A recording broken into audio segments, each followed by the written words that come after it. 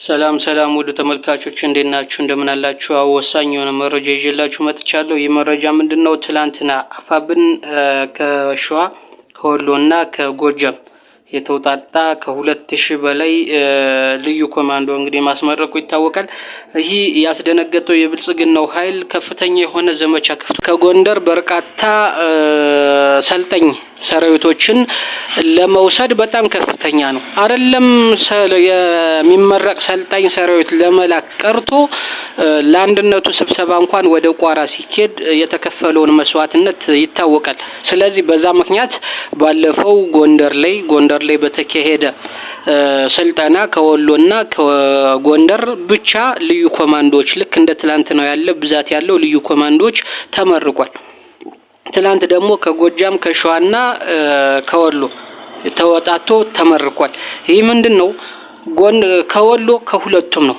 ወሎ ከሁለቱም ከጎንደር ጋርም ስለሚያዋስን ከጎጃም ጋርም ስለሚያዋስን ባለፈው ጎንደር ብቻውን ከሚሆን ተብሎ ከወሎ ሂዶ ጎንደር ላይ እነ ሳሙኤል ባለድል ያስመረቁት ከወሎና ከጎንደር የተውጣጣ ልዩ ኮማንዶ አለ። ትላንት ደግሞ ሸዋና ጎጃም ነው ያስመረቀው። ስለዚህ በዛውም ደግሞ ሰራዊት አለኝ ከባለፈው የተረፉብኝ አሉኝ ብሎ ወሎም ወደ ጎጃም ልኳል። ምን ደንበር ስለሆነ ቀላል ነው። ከጎንደር ጎጃም ግን ሰልጣኞችን ለማምጣት በጣም ከባድ ነው። ለአንድነቱም ወደ ቋራ እንግዲህ የተከፈለውን መስዋዕት ይታወቃል። ስለዚህ ለሰልጣኝ ደግሞ ያን አይነት ተመሳሳይ የሆነ መስዋዕት መከፈል ስለሌለበት ተነጋግረው አመራሮች ተስማምተው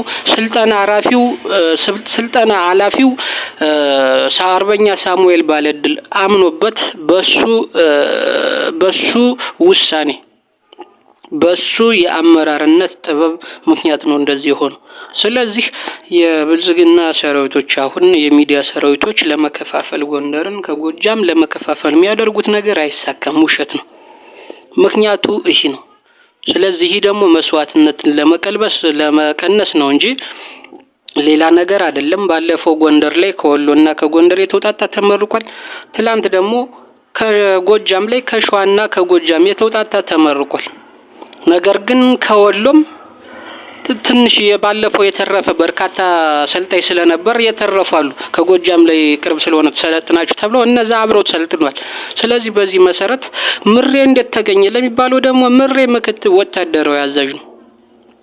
ህዝብ ግንኙነት ነው አስረስ የተደረገው ደግሞ ጎጃም ምድር ላይ ስለሆነ አመራሮች መገኘት አለባቸው። ዘመነ ግን አልተገኘም።